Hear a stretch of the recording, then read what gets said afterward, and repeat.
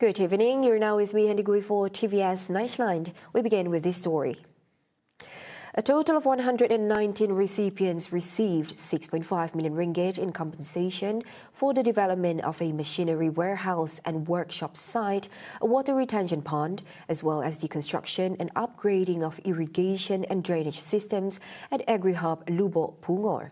The compensation was presented by Premier Dato' Patinggi Tan Sri Abang Johari Tun Openg to 3 community leaders during a breaking of fast event, followed by congregational Maghrib, Ishaq and Tarawih prayers, attended by more than 300 residents, including community leaders and locals, at the Masjid Al-Kautar, GEDONG.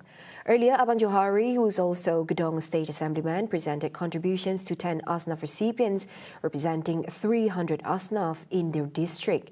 The contributions were channeled by the Premier of Sarawak's office, Bank Rakyat and the Land Custody and Development Authority LCDA in conjunction with the agency's 45th anniversary.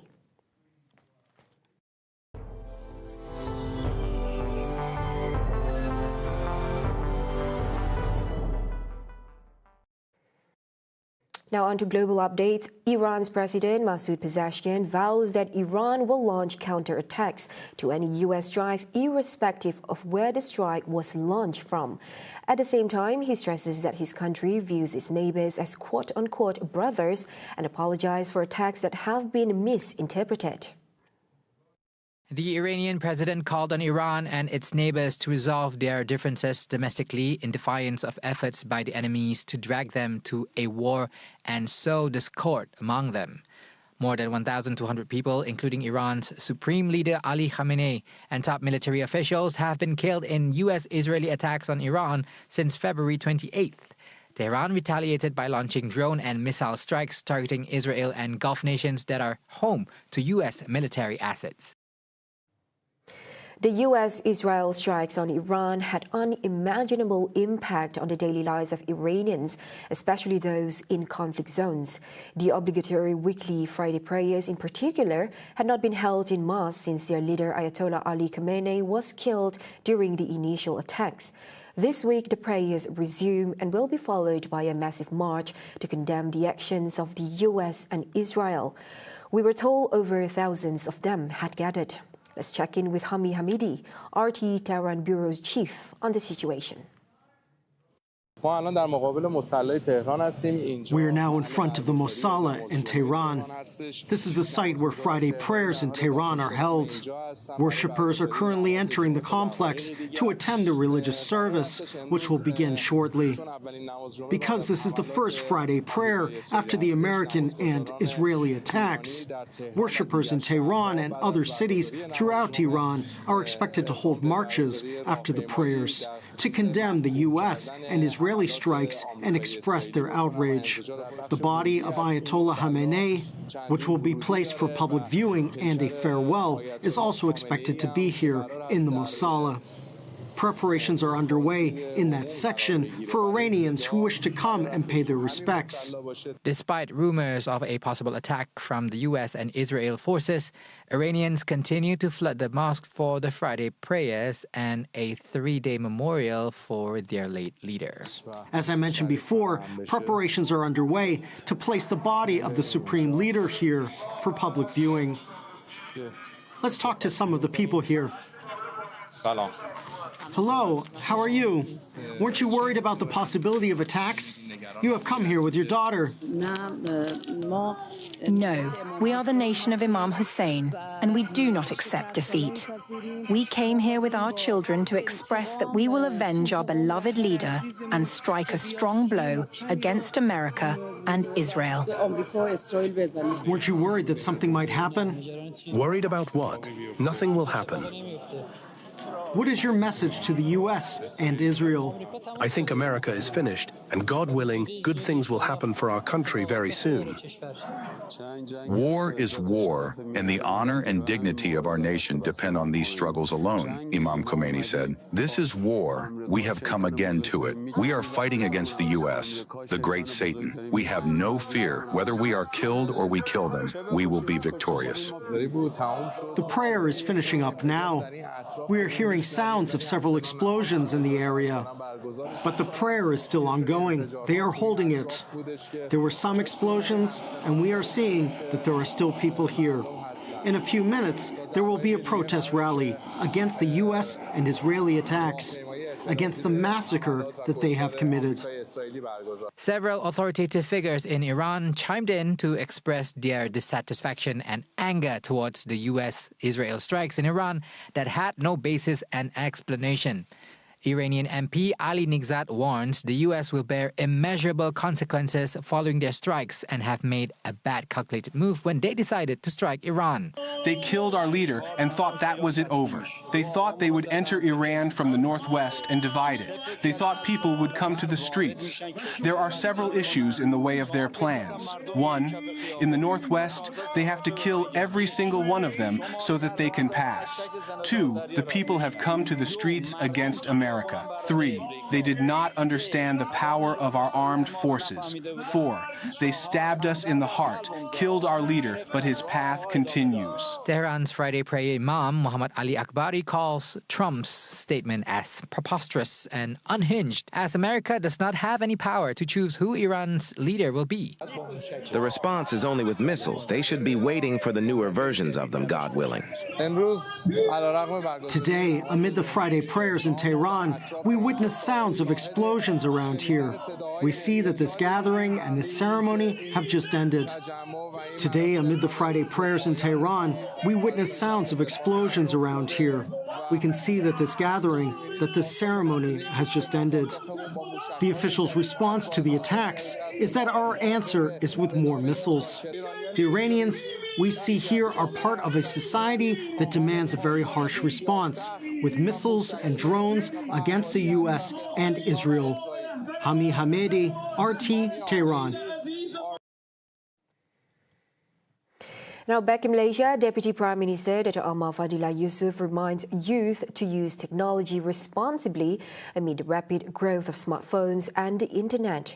While technological advances bring many benefits, he warns they can also lead to social issues such as online gambling addiction and internet gambling if left without proper guidance and control.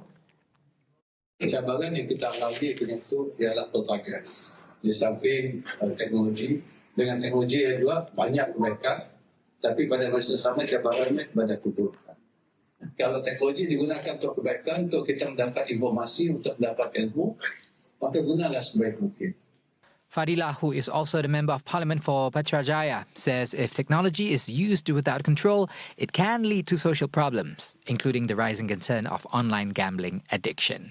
He therefore urges the younger generation to always uphold religious values and build inner strength to filter out negative influences in the digital world.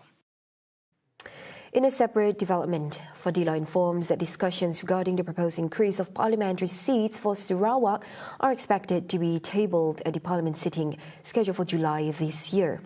This followed recent approval by the Sarawak Dun regarding the current status of the parliamentary seat redrawing effort.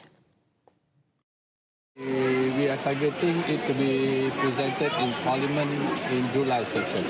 Not until it's been presented and approved, only then we can confirm.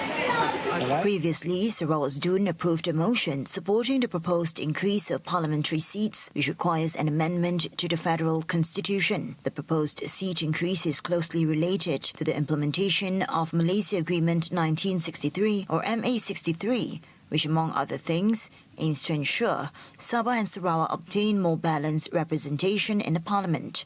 Fadilah, who is also chairman of the MA63 Implementation Technical Committee, says the matter was also discussed in negotiations between the federal government and the Sarawak government. On March 3, Minister in the Prime Minister's Department of Law and Institutional Reform, Dato' Sri Azalina Othman Said, informs the Parliament that the proposal to increase parliamentary seats for Sarawak and Sabah requires further scrutiny as it has significant implications for other states in Malaysia.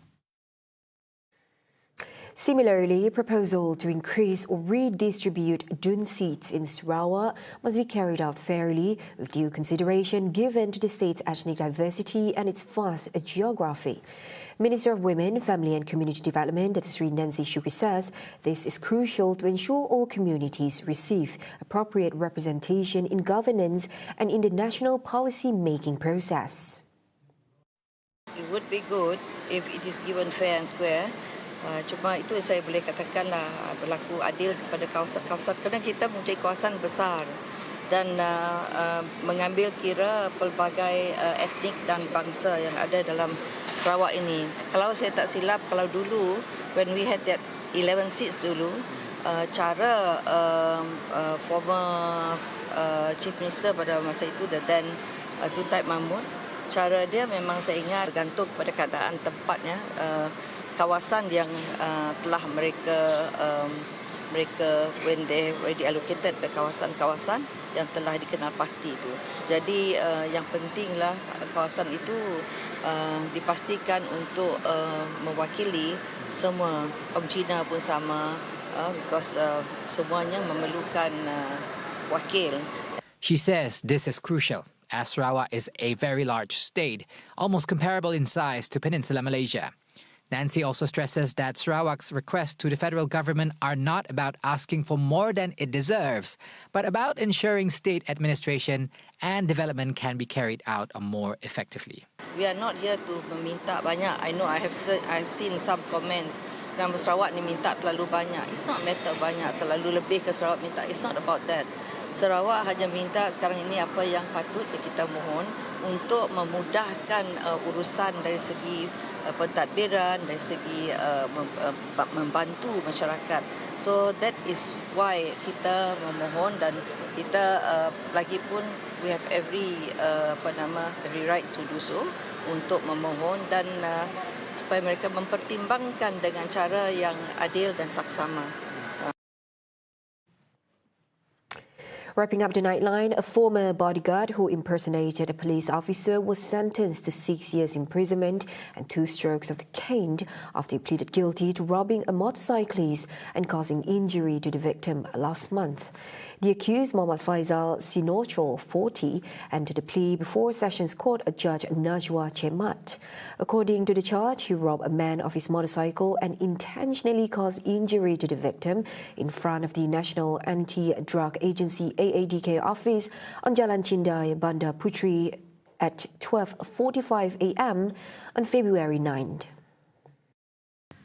The charge, framed under Section 392 of the Penal Code, carries a maximum penalty of 14 years imprisonment and may also include a fine or whipping upon punishment. Meanwhile, Muhammad Faisal was also sentenced to 7 months imprisonment after pleading guilty to 2 counts of impersonating a police officer at 2 separate magistrates' courts. He posed as a police officer by wearing a vest, bearing the police logo and holding handcuffs in front of a woman at the entrance of C-Mart Jangal here at 12:45 a.m. on February 9. He conducted similar crime after deceiving a woman in the Perodua Viva travelling from Gere, Perak to Sungai Petani, Kedah between 5:50 p.m. and 11:30 p.m. on February 8. He was charged under Section 171 of the Penal Code and sentenced to 5 months and 2 months imprisonment, respectively. Get all the updates you need all in one app. TVS Inspire brings you live updates on event, news and programs. Available now on the Apple App Store and Google Play Store.